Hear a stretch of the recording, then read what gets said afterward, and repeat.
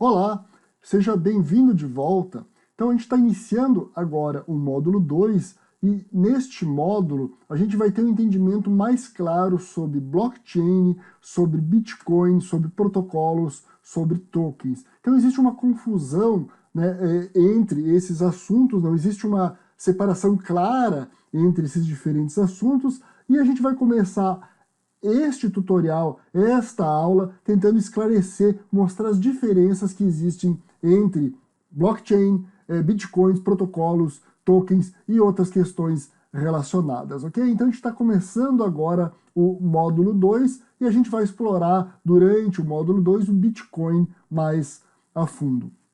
Então, no mundo de criptomoeda, existem três importantes camadas. Então a gente está vendo aqui que a gente tem a camada que a gente chama de tecnologia, a gente tem aqui o protocolo, que é onde tem a moeda, e a gente aqui tem o token. O token talvez seja a tecnologia mais nova, que mais diferente que a gente vai falar, né? Então, o blockchain, né, ele é uma tecnologia. A gente está vendo que o blockchain ele está aqui em cima. Em protocolo, nós temos, por exemplo, o Bitcoin. Então, o Bitcoin não é só uma moeda, né? Ele é também um protocolo.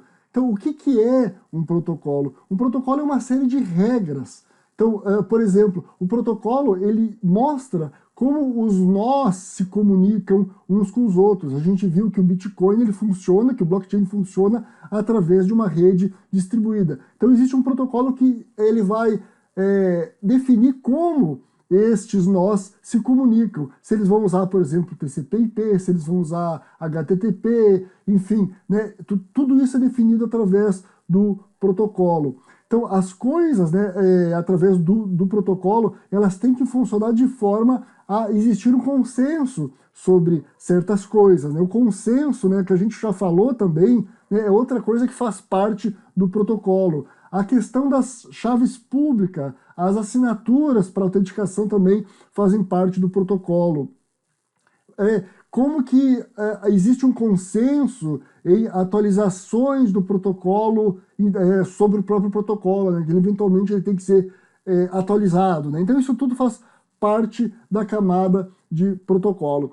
O Bitcoin ele é um protocolo com regras, né, que definem como ele deve funcionar. Né, e disso fazem parte, como eu já falei, as assinaturas, as chaves públicas, todos os aspectos definidos, todos os aspectos que definem como o Bitcoin deve funcionar. Existem outros protocolos, né? A gente vai ver aqui, a gente está vendo aqui o Waves, o Ethereum, que a gente vai falar um pouco mais, NEO, Ripple, né? Existem outros protocolos, mas o Bitcoin ele é sem dúvida o mais popular, o mais importante. E o importante é a gente ver aqui que todos esses protocolos, essas moedas, estão relacionados aqui com o blockchain. Todos esses protocolos têm suas moedas. Cada protocolo tem uma moeda única, né? Então, o Bitcoin, por exemplo, tem apenas uma única moeda. Então, o protocolo facilita a interação dos participantes, define as regras. A terceira camada que a gente tem aqui embaixo é o token. O token é como se fosse um ativo de rede. Então, o token não é usado como moeda. Tá? A gente vai ver, por exemplo, a gente vai estudar o ICO, né, que é o Initial Coin Offer, uma oferta inicial de tokens. Né, isso é um assunto relacionado aqui ao token. Eles são relacionados principalmente, né, os tokens com contratos inteligentes, que é um tema amplo que a gente vai estudar durante o nosso curso.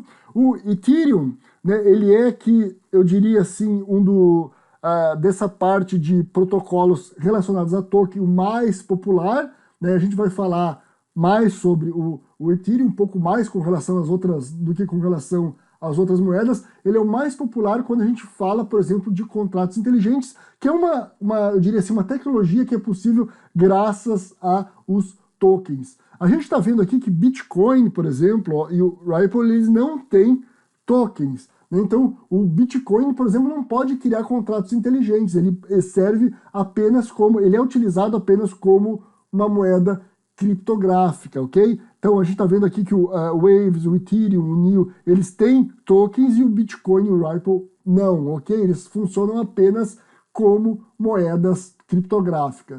Se você acessar esse site aqui, esse endereço, você vai ver aqui que existe uma diferença entre moedas criptográficas e tokens. Investir em tokens é investir em ideias, né? Ideias como contratos inteligentes. O curso ele é predominantemente de Bitcoin, mas a gente vai falar também sobre contratos inteligentes, né? O Bitcoin, porque ele é a moeda mais popular, é a primeira nela que lançou o blockchain e dela derivaram todas as outras tecnologias relacionadas a moedas criptográficas e a tokens. As ideias principais, as ideias básicas, são as mesmas para todos, né? O funcionamento de todas é baseado no blockchain. Então, afinal, o que é Bitcoin, né? Então, o Bitcoin ele foi proposto em 2008 por uma pessoa ou por um grupo, né? Essa pessoa aqui é o Satoshi Nakamoto, ninguém sabe exatamente quem ele é, porém era uma coisa tão avançada, do ponto de vista tecnológico, tão avançado para a época, que existem pessoas que afirmam que na verdade isso foi criado por um grupo, né? E esse Satoshi Nakamoto, na verdade, ele não é uma pessoa, ele fazia parte de um grupo. Então ele não sabe, ninguém sabe quem é, ele apareceu na internet durante algum tempo, postando em fóruns, trocando ideias, depois ele desapareceu. Existem várias teorias de quem é o Satoshi Nakamoto, mas não existe uma comprovação de fato de quem ele é. E então a ideia do Bitcoin surgiu em 2008, e em 2009 o sistema foi implementado pela primeira vez. Então se a gente pensar aí, se você está vendo esse curso em 2019, o Bitcoin ele já tem mais de 10 anos. Uma questão importante é que o Bitcoin ele está sempre crescendo, não apenas do ponto de vista de transações, né? O blockchain, como a gente já estudou, ele está sempre crescendo, né? Novos blocos estão sendo sempre adicionados. Porém, ele está sempre sendo atualizado, ele está sempre sendo aperfeiçoado.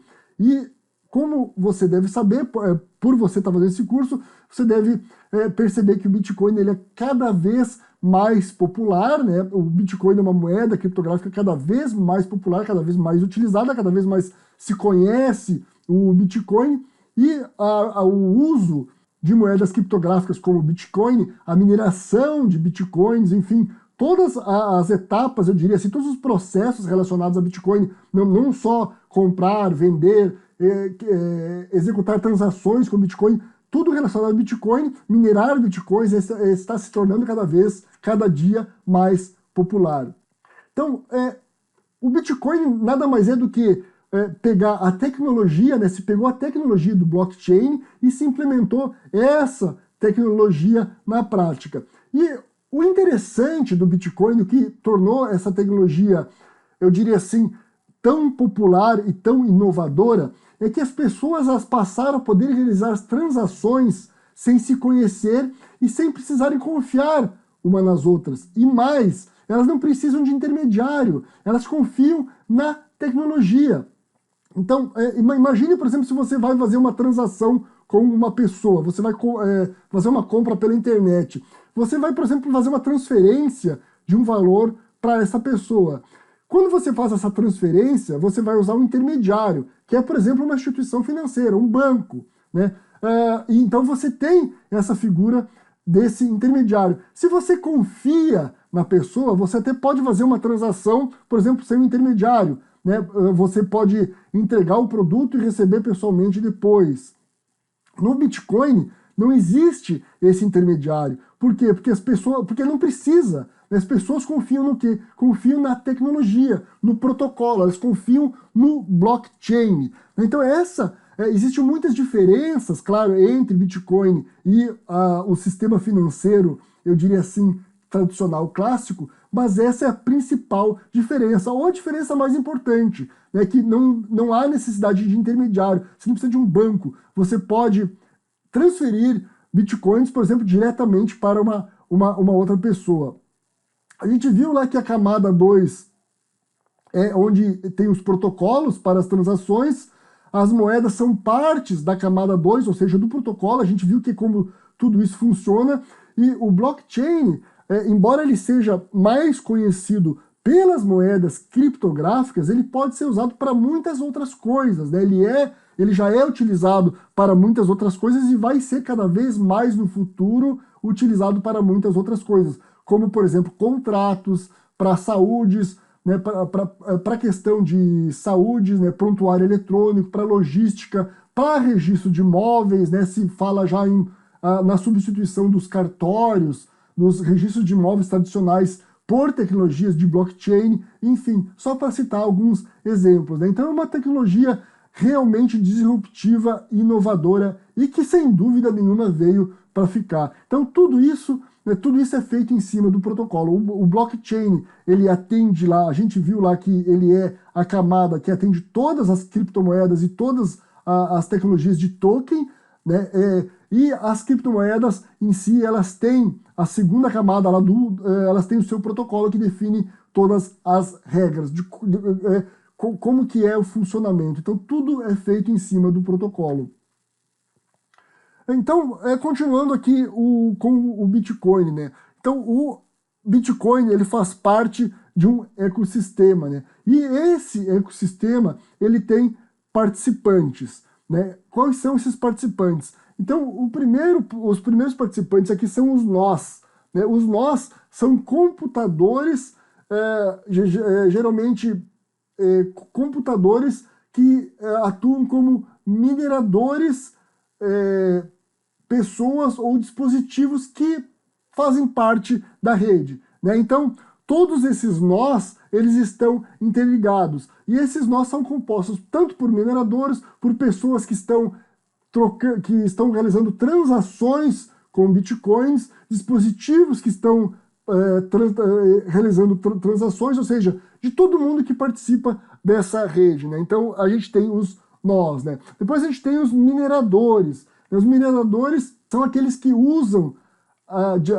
de processamento para resolver o quebra-cabeça criptográfico, como a gente já viu lá, né? Descobrir o hash correto, né? Então, existem os mineradores, a gente tem grandes mineradores que eles possuem grandes equipamentos e ainda existem os pools de mineradores, que são aqueles mineradores que atuam em conjunto, né, que unem forças para minerar Bitcoin. E por que existem grandes mineradores e existe um pool de mineradores? Porque eles estão em busca lá das taxas, dos valores referentes ao processo de mineração, que a gente já falou, né, a respeito disso, né? Você vai receber as taxas referentes às transações e você vai receber uma recompensa lá por ter gerado o bloco, ok?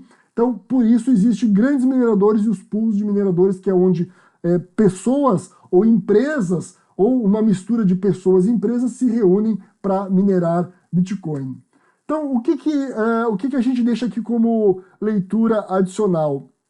Então, este é o documento original do Satoshi Nakamoto, da pseudo-pessoa, do grupo que criou o Bitcoin, né? Então é muito interessante, é importantíssimo conhecer, ler este artigo. Ele tem páginas técnicas, né? É um artigo que tem algumas páginas técnicas, mas se você não quiser entrar na questão técnica, nas páginas mais complicadas, você pode ler apenas as primeiras páginas. Então fica aí uma dica. Então essa foi a nossa primeira aula aí deste módulo. Espero que tenham gostado. Nos vemos daqui a pouquinho no próximo tutorial.